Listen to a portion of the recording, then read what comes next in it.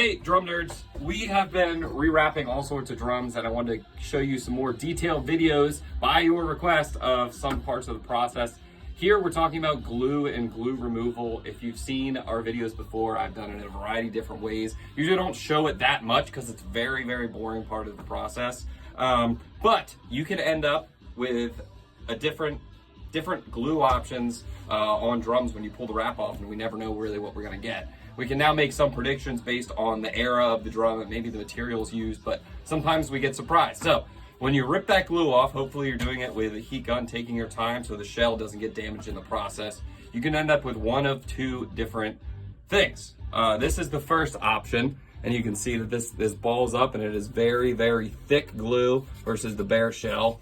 The other option is something that looks like this up here, and you can see that this is basically just a scuffed surface.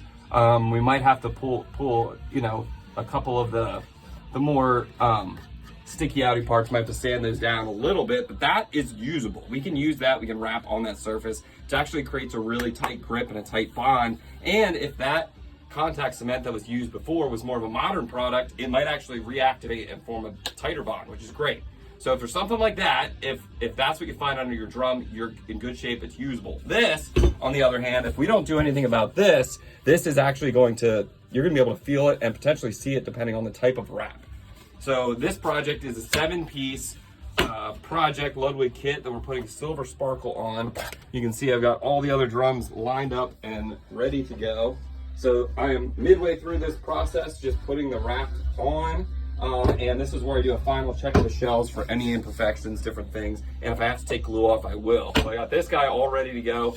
The 8-inch drum is already drying, and that will be wrapped shortly. That was totally fine as far as the surface. This has to come off. So a couple different ways you can do it. You notice that when I do this, it does ball up and come off pretty tacky, but I'll lose my thumbprint in the process. It's really gritty and really a terrible thing to have to do like that by hand. It's too much. So there are a couple ways of doing it. One way of doing it was actually a tip from Josh Kanuski, a local drummer here in Lancaster. Said, hey, have you ever tried this method? This ugly brick right here is used for cleaning sandpaper. It's a sandpaper cleaning block. And basically this becomes your thumb, but obviously as a secondary tool, and it works really great. So you just pull down on this. This is still a really annoying, arduous process and takes time. But as you can see, what we end up with is that bare shell, and that's what I've done this little drum with. What we end up with is that bare shell, and the stuff just balls and comes off pretty easily.